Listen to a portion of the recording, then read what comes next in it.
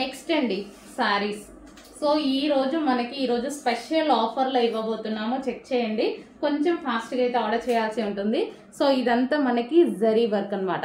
Zari and కింద వచ్చేసి మనకి మీనాకారి బోర్డర్ ఈ విధంగా అయితే వచ్చేసింది. So yellow and red combination చాలా బాగుంది అండ్ రీజనబుల్లో వచ్చిందండి. చాలా రీజనబుల్లో వచ్చేసింది. మనం ఏదో ఒక టైంలో డెఫినెట్గా యూజ్ చేసుకోవచ్చు.